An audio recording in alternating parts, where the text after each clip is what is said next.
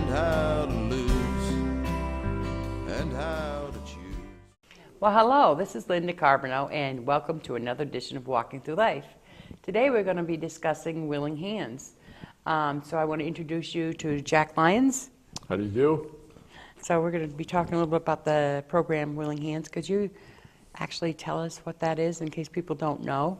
Sure. Well, basically, Willing Hands' mission is to provide healthy, nutritious food primarily to underserved people here in the Upper Valley region. And that's what we try to do. Now, there's a lot more history there. We're just about 10 years old now, and we were started by a very charismatic and generous-spirited young man who was the manager of the bulk food section in the Hanover Co-op. Oh. And he every day would have to clean up his area, and in doing that he would have to walk across the store to the composter to dump the trash in, and in the course of doing that he would walk past the crates of still good, nutritious food that had been taken down from the shelves and was headed for the composter. And after a while he got to the point where he couldn't stand that. And then I think in June of 2004, he finally acted on that, and he spoke to the people that ran the co-op there and made a deal with them that they would let him have the good, still edible food, and they would pay him a little bit because they wouldn't have to pay the tipping fee for the composter. Right. So anyhow, so then he had a little car, and he started getting this stuff every day from the co-ops, and then he would distribute it out mostly through individuals throughout the Upper Valley. And within a year or two, he had 40 or 50 different places to which he was delivering it. And also it got so his car wouldn't hold what he had. So he sold his car and he bought an old Voyager, I think, and a van so that he could carry more. And that had something like 250,000 miles on it. And when we went through considerable difficult periods where we had essentially no money coming into the organization, and it was pretty much touch and go. In those days, we did a lot of individual fundraising. This man, Peter Phippen is his name, and he had a big old portable propane stove, and at various events around here, he would take that stove and crank it up to make tempura out of vegetables. Wow. And then just give that out to people that came and try to get donations out of that. We did a lot of tabling, like down at the bookstore in West Lebanon. It's now BAM. It used to be, I've forgotten what it used to be. Oh, I know what you mean. You know what I mean, anyhow. Yeah. And we would go down there and wrap books at Christmas time and stuff like that and try to get donations. And what do you do? What type of fundraisers do you do now to raise money? Well, truthfully, mostly what we do is mailing. We generated a big mailing list, and we got a considerable amount of our income, of our budget from that. We also have gotten some grants, like we got some help from the United Way. Yep. And different granting agencies around. We've had to work a lot to try to get that, but now we're in pretty good. Right now we're in pretty good shape, and we send out a lot of letters. But if for somebody that didn't get a letter or would like to donate, how could they go about doing it? Probably the best way to do it is to go onto our website. What's that? And it's just Willing Hands. Just Google Willing Hands, and our website will come up, and it will have there tell you something about the organization, something about volunteers, and how to get volunteers, and also if you want to make a donation, how to do that. If you want to get our newsletter, we send out a newsletter about 4 times a year, and tells so people know what's going on. What's a volunteer do? Well, first of all, our board is all volunteers. Yeah. Except for we have a part-time executive director who is paid, and we have several drivers for our van, and they are paid too. But outside of that, the board and all the work is all volunteer. We've branched out in a lot of different directions from what we started. When we started, as I said, we were picking up food from mainly. At first, when we started, it was mainly from the co-ops. Now we're not. Now we're getting about 70% of our fresh produce from the co-ops, and the rest of it we get from various sources where people donate or volunteer to donate food to us.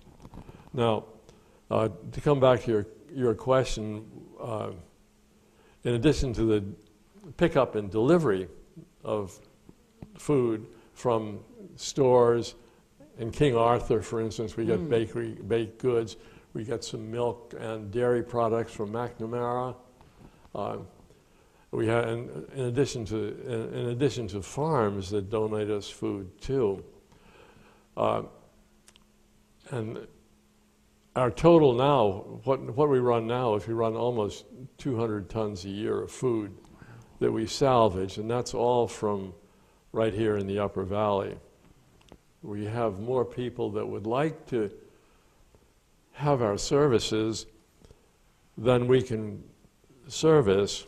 So we had a few years ago just to decide we were going to arbitrarily keep a 30-mile radius around Hanover, Lebanon area, and try not to get into providing outside of that.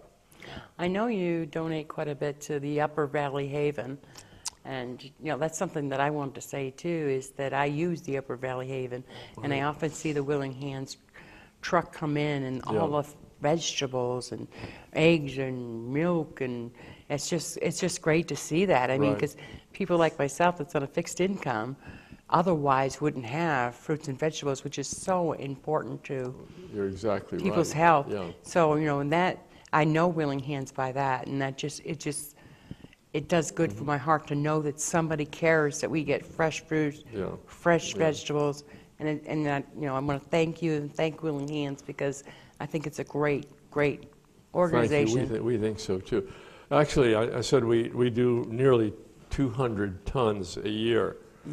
That's 4 tons a week of produce, and as I said, some meat, a little bit of meat, some dairy, and some bakery, but most of it fresh fruit and vegetables. That's so important. And of that, what is it? I think we give about 35 tons a year of that 200 tons to the Haven, and the rest of it gets distributed around. It's just so nice because, they have an opportunity where you can go and pick up fresh fruits and vegetables, so nobody should have to go without them. And this is something that's so important for our diets, and just so important for us to have that. Yep. And I think Willing Hands is the first one that I know of that's done that. Yeah, we're pretty unique. Yeah. There are programs like this down in Boston and Washington and New York and so on, but up here in this part of the neck of the woods, we're the first ones to do that, and still almost the only one that's doing what we do. But we're getting more name recognition, and different organizations know us now and will come to us where they didn't before. And it looks like, Vermont has this Act 148, which they put in, started a couple of years ago, that's going to try to separate out recyclables from compostables and so on, and try to limit the amount of material, so-called waste material, that goes into landfills, to cut down on the landfill use. And as they get a considerable portion of that is food scraps too. So it looks like we'll be getting involved somehow with that. We'll have to do it because what we do with the produce that we have and the parts of it that we can't use, or what our recipients do with it, is going to have to be changed. It's going to have to be separated out.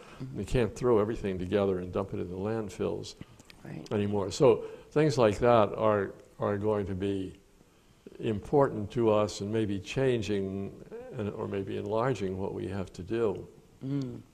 So you're going to need more volunteers, sounds like. We'll need more workers, yeah. Yeah. And I didn't really answer your question before very well about volunteers. We do about 3 or 4 different things. We do the food pickup and delivery is one. We run a farm, that's totally taken care of by the volunteers. We run a nutrition program. Nice. Yeah, and what's the 4th that we do? Anyhow, I'll come back to the 4th. Yeah, Gleaning. I do the same thing. The 4th is gleaning. That's Cleaning, what it is. yeah. Gleaning. Gleaning. Yeah, and What is that? I'll explain that to you. Let me talk about the farm for a minute. Okay. We have this 1-acre farm out in East Thetford that is really willing hands. Excuse me, really Cedar Circle Farm. And they let us have this 1 acre, and we have volunteers that plant that acre in all kinds of summer crops: gourds, tomatoes, beets, cabbage, lot of lettuce, And it's totally planted by volunteers. The garden is tended by volunteers, and then it's harvested by volunteers. And it's an organic farm, too. Cedar Circle is all organic. We just got a lot of intelligent input from them, too, because the people from Cedar Circle have been doing that for a long time, so they know what they're doing, and they can guide our volunteers and so on. So that's one big volunteer product, and out of that we got like 2.5 tons of brand new, fresh, organic, best vegetables you can get, probably better than you can find in the store, and better than fresh. Things like if we grow peas and take them to sell, they are really fresh. They're not like peas from California that have been shipped across the country for 4, 5, 6 days. Right. And every day of that, they're losing some of their nutritional value. So that it becomes, using green peas as an example, frozen green peas from California are actually fresher and better than fresh green peas from California because of this loss in nutrition. But ours that come from right here are brand new and fresh, and so they're just great. I have to put that plug in there for what we do and what our wonderful farmers in this part of the country do. But there's a lot of people that like to garden and like to work making or getting fresh vegetables. I think that'd be a great volunteer. Yeah, well, we've done. We've gone that route, and we haven't yet worked out the successful formula for that, because sometimes people have a home garden. It'll be produce that they're happy to use, but it's not really what our recipients sometimes want to use. We have to be careful that the recipients don't feel that they're getting secondhand stuff. Right. Nobody likes to feel that they're getting somebody else's leftovers. So we try to provide really high quality, top grade stuff. Well, that's, for the- it's just so important, I know. Now, gleaning. Yeah, what is gleaning? Gleaning, Gleaning.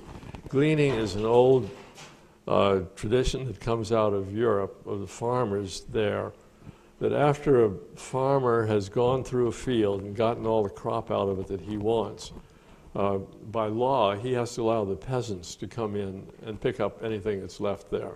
Mm-hmm. And the people that pick that up are called gleaners. And gleaning is the business of doing that. Now what we've done here, for instance, volunteers, is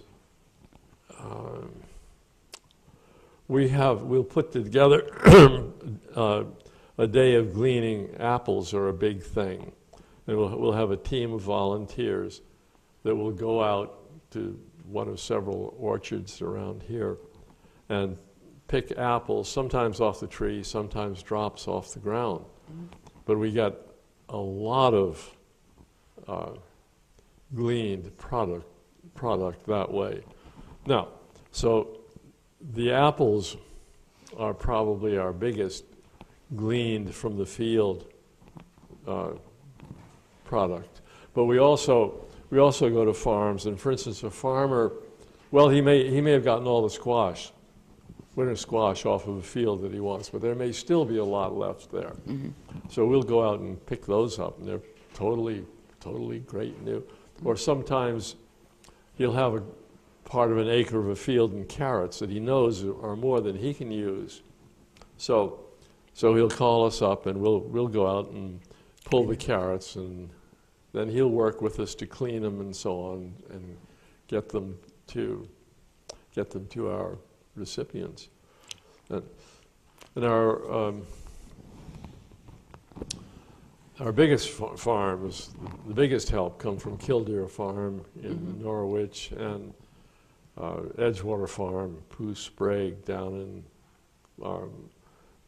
Plainfield, down on the Connecticut River. Mm-hmm. And Blue Ox is another big farm that gives us a lot of good stuff. That's all organic. They're not all organic what we get, but whenever we can, we especially like that. You know, if you look at it, how many people that are now able to be healthy because of the organic food that you guys mm-hmm. provide.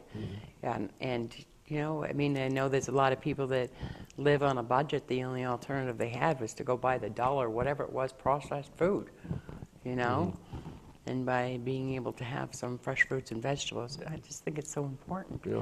So we.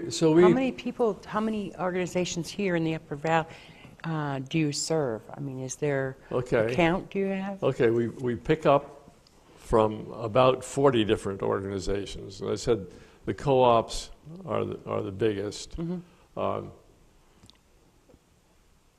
Farms are probably the next biggest. But as I said, we also get some from King Arthur, and we get milk from the dairy, from McNamara.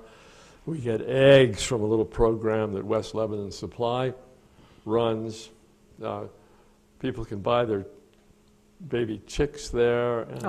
And then when they grow up and start having eggs, if they bring the eggs back there, they get a discount on on their purchase price. We pick our stuff up from about 40 different sources, and we distribute it out to about 53 right now, 53 different organizations in the Upper Valley. Exactly, organizations. Yeah. When the program first started 10 years ago, it was mostly to individuals and families. Yeah. But then we began to find out that we didn't know how much of that was really being utilized or how it was being utilized. Yeah. So we've found over the years that it's better to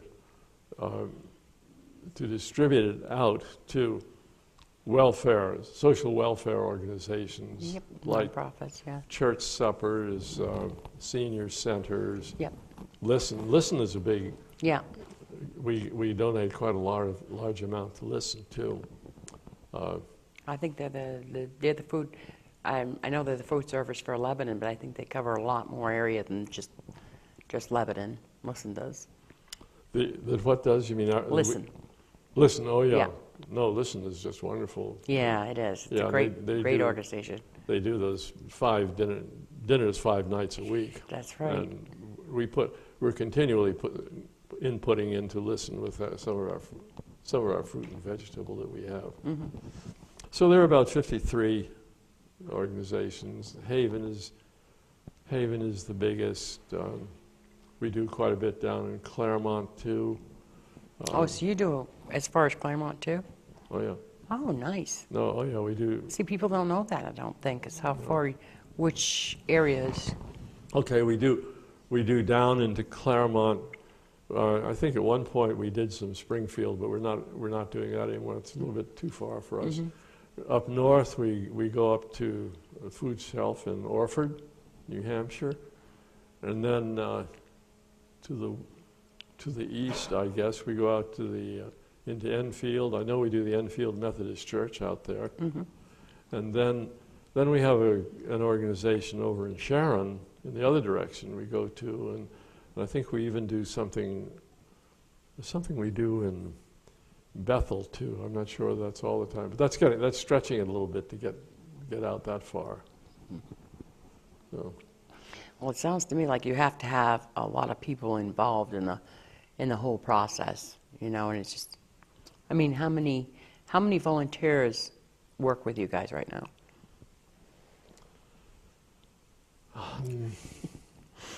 I put you on the spot. Yeah, well, like say the garden, for instance. Yeah. The garden is a big user of volunteers. They come out and they work 2 hours twice a week. And once on Tuesdays, generally they come and they work like from 10 to 12. Then there's pretty much another group that comes out in the evenings, Thursday evenings, and works for a couple hours.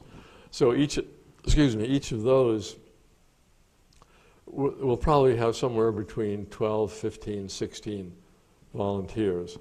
So that's something like 30 volunteers there. Yeah. And they're hard working. They're working every week. Then the gleanings that I mentioned, they can be anywhere from 10 or 12 on up to 25 or so. Wow. And sometimes an organization will want to offer their workers an opportunity to volunteer to do something for the Upper Valley. Mm-hmm. For instance, Hypertherm, I think last year had put together a team, and we had a gleaning, and they came out and they were all Hypertherm people who were working there. I think that, and that was fairly large. That might have been 20 people, I think. And then King Arthur's also done that too, with a smaller number of people. So the gleaning is another thing that uses a lot of volunteer help on a regular basis. Now, if somebody wanted to volunteer or to find out, besides the website, is there a phone number that somebody can call? We don't really have a phone. We don't really It's have more an you work office. through the internet. Yeah, really. Yeah. Well, That'd be the way to do it, truly. Mm-hmm. Well, I know I've had a very educational, very nice time today.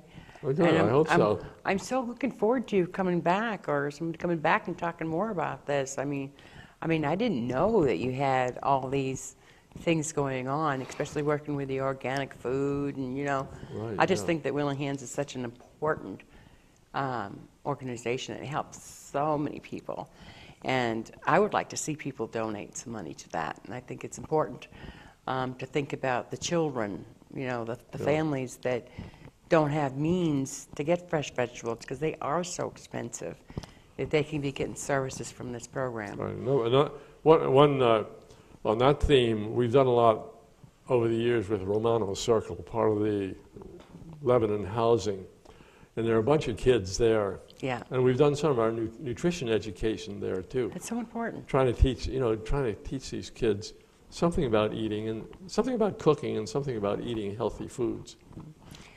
The hardest nut to crack is that's not a good way to say it, but the hardest thing to do is to change older people's eating habits. Exactly, yeah, yeah. And Yeah, for sure. so we this, work with that all the time. right, and this might be an opportunity to do something like that here about the nutritional, guidelines and, what you should be eating, what you shouldn't be eating, and I think it would help a lot of people that maybe don't have enough money, to really make a really good nutritional diet. Because it is a little bit more expensive to try exactly, to yes, get yes. good Fresh fruits and vegetables. Yeah. And that's another issue. But I think our country is gradually becoming more aware of that. Yeah. And even some of the fast food stores or fast food providers like McDonald's and are consciously putting in healthier options for people to eat. Because it is basically the same price. Yep. Too. So and that encourages me that maybe we can do something around the nutrition, talk about that, because it is important, and it's important for everybody. But I want to thank you for coming today, Jack, and I'm looking forward to another show with you. Thank you for being my guest, and thank you for educating my audience, and I know they're going to look forward to more from you. So. All right, it's been a great pleasure. Thank you. Thank you, Jack. You're very welcome. And this is Linda Carbonell saying goodbye for Walking Through Life today, and we'll see you next time. Bye-bye. Walking through this life of mine.